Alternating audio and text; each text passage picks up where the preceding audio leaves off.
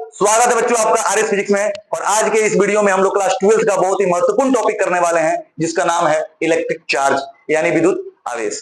तो आइए इस वीडियो को ध्यान से समझते हैं। इस वीडियो को देखने के बाद आपके इस टॉपिक से रिलेटेड सारे डाउट्स क्लियर हो जाएंगे, इसकी 100% गारंटी देता हूं।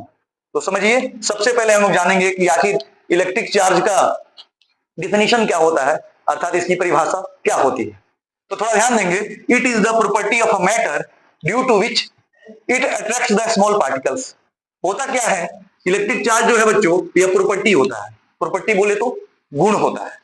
मैंने हिंदी मीडियम में भी लिखा है ताकि इंग्लिश मीडियम और हिंदी मीडियम दोनों बच्चों को पढ़ने में कोई भी असुविधा नहीं होगी। मेरे चैनल से जुड़ने का मतलब ही है, आप इंग्लिश मीडियम से हो या हिंदी मीडियम से हो, किसी मीडियम में आपको डाउट नहीं आएंगे और कंसेप्ट तो ऐसे दूंगा जैसे आपके दिमाग में जादू हो जाएगा, इसकी गारंटी देता हूं। तो आइए देखते हैं। यह पदार्थ का वह गुण है जिसके कारण वह छोटी छोटी वस्तुओं को अपनी तरफ आकर्षित करता है। दोस्तों, आपने देखा होगा, जब कभी भी आपने एक कंघी लिया होगा और अपने बालों को रब किया होगा और कागज के छोटे छोटे टुकड़े के पास आप ले गए होंगे, तो देखे होंगे कंघी वो टुकड़ों को चिपका लेता है। ऐसा आपने देखा हो। फिर दो बैलून्स को जब हम रगड़ लेते हैं और रगड़ के दीवार पे ले जाकर चिपकाते हैं, वो चिपक जाता है। ऐसा आपने देखा होगा। वास्तव में दोस्तों ये क्या है? ये चार्ज है। क्या है दोस्तों? ये चार्ज है। ये चार्ज कैसे जनरेट होता है, ये कैसे आता है, ये मैं आपको आगे बताऊंगा। फिलहाल आप चार्ज को समझें और इसकी परिभाषा को जानें। आई होप कि आप समझ गए होंगे कि चार्ज क्या होता है। और इससे क्या होता है, छोटी छोटी वस्तुओं, जैसे कंघी से आप छोटे छोटे कागज के टुकड़ों को चिपका सकते हैं, बड़े बड़े पार्टिकल्स को नहीं, क्योंकि चार्ज की ताकत उतनी ज्यादा भी नहीं होती है। जैसे कंघी आप रगड़ें और छोटे छोटे कागज के टुकड़े के पास ले गए और चिपका लिया, बैलून फिर चिपका लिया। फिर आप एक एबोनाइट के रॉड को जब रेशम से रगड़ते हैं तो उसमें भी चार्ज पार्टिकल जनरेट हो जाते हैं। कभी कभी आपने देखा होगा, जब कुर्सी पे बैठ के आप अपने हाथों को रगड़ते हैं तो आपका हाथों का जो फर है यानी रोआ है वो खड़ा हो जाता है इलेक्ट्रिक चार्ज की वजह से। तो इसे ही हम लोग इलेक्ट्रिक चार्ज कहते हैं, विद्युत आवेश कहते हैं। तो यहां तक क्लियर है कि यह पदार्थ का वह गुण है जिसके कारण वह छोटी छोटी वस्तुओं को अपनी तरफ आकर्षित करता है। आगे हम लोग देखेंगे कि चार्ज रिपेल भी करते हैं जब उनका नेचर सेम हो या अपोजिट हो तब। फिलहाल चार्ज से जुड़ी अन्य बातों की तरफ आगे बढ़ते हैं दोस्तों, और जानते हैं कि चार्ज को कैसे निरूपित करते हैं। तो विद्युत आवेश को दोस्तों, विद्युत आवेश को हम लोग छोटा क्यू या बड़ा क्यू से निरूपित करते हैं। किसे निरूपित करते हैं? छोटा क्यू या बड़ा क्यू से निरूपित करते हैं। यह इसका क्या है? सिंबल है। क्या है जी? सिंबल। यानी चार्ज का सिंबल क्या होता है? तो स्मॉल क्यू या फिर कैपिटल क्यू। फिर बढ़ते हैं आगे। आवेश का एसआई मात्रक, हर राशि का अपना एक एसआई मात्रक होता है। सिमिलरली आवेश का भी एसआई मात्रक होता है। इसका एसआई मात्रक जानेंगे हम लोग। इसका जो एसआई मात्रक होता है दोस्तों, वो होता है कूलाम। क्या होता है बच्चों? कूलाम, जिसको हम कैपिटल सी से दिखाते हैं।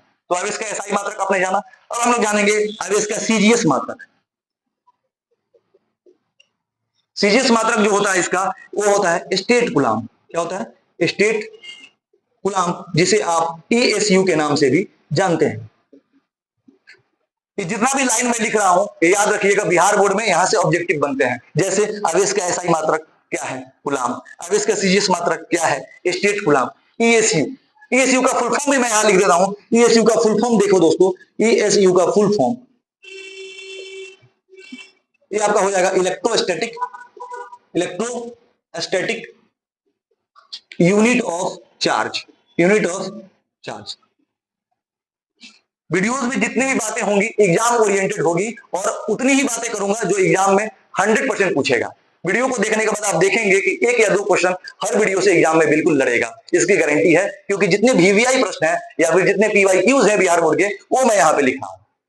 ठीक है, तो बिल्कुल ही संतुष्टि होगी, बस पढ़ते जाइएगा। ईएसयू का फुल फॉर्म क्या होगा? Electrostatic unit of charge. ये इसका सीजीएस मात्रक होता है। एक और प्रश्न यहां से बनते हैं कि कूलाम और सीजीएस मात्रक यानी ईएसयू में क्या संबंध होता है, तो ये भी मैं लिख देता हूं। एक कूलाम में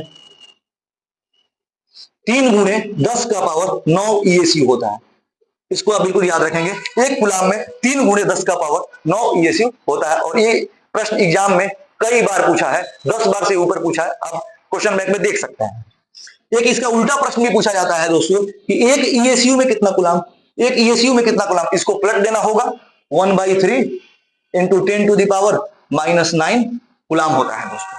ठीक है, तो ये प्रश्न भी एग्जाम में बहुत बार पूछा गया है कि एक ईएसयू में कितना कूलाम होता है, तो 1/3 into 10 to the power -9 coulomb होता है। ठीक है, एक और पॉइंट जान लीजिए दोस्तों, वो मैं यहां लिख देता हूं। ये आवेश के दो प्रकार होते हैं, ये जो आवेश है विद्युत आवेश, इसके दो प्रकार होते हैं। एक होता है धन आवेश जिसको प्लस दिखाते हैं, एक होता है ऋण आवेश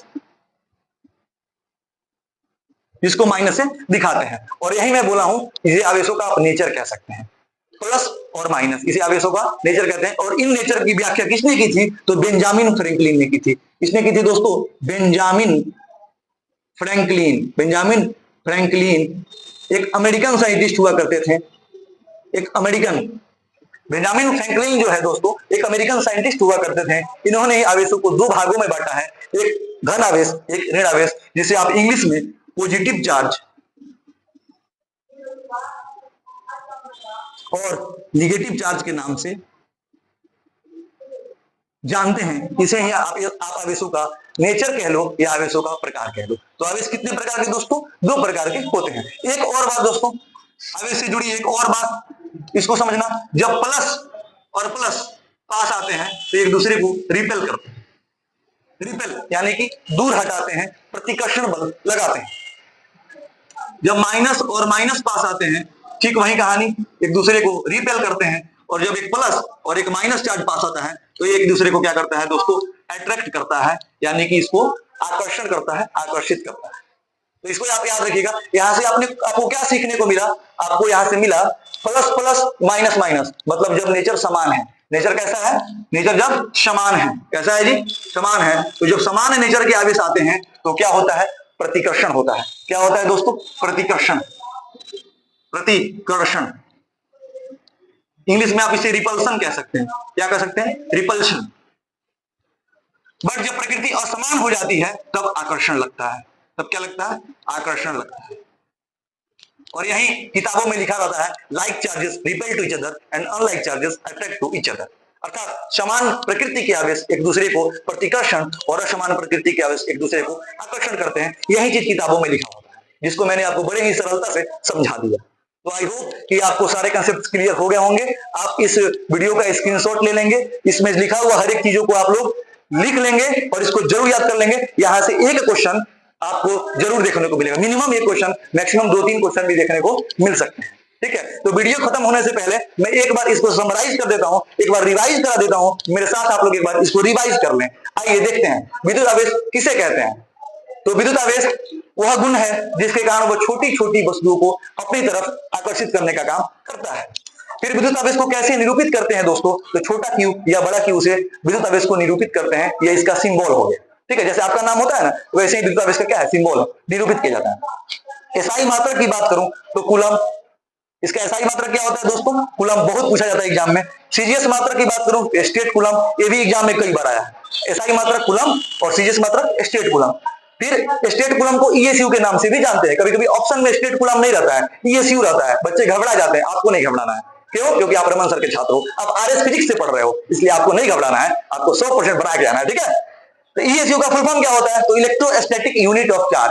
अब तक पूछा नहीं है दोस्तों एग्जाम में ईएसयू का फुल फॉर्म, बट आगे पूछे तो छोड़ के नहीं आना है।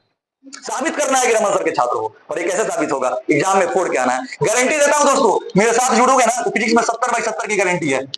इसकी तो 100% गारंटी है। 30 नंबर प्रैक्टिकल में आप जितना ला लो, लेकिन 70/70 की गारंटी देके पढ़ाता हूं। बस चैनल से जुड़ो और ज्यादा से ज्यादा दोस्तों को भी शेयर करो, तो हल्का मजा दो इस बगहा में कि हाँ, बगहा में भी फिजिक्स की पढ़ाई मोतिहारी और पटना से बेहतर होती है। ठीक है, एक कूलम में कितना ईएसयू? तो 3 × 10⁻⁹ ईएसयू होती है। इसको बिल्कुल याद कर लेना। और एक ईएसयू में कितना कूलम?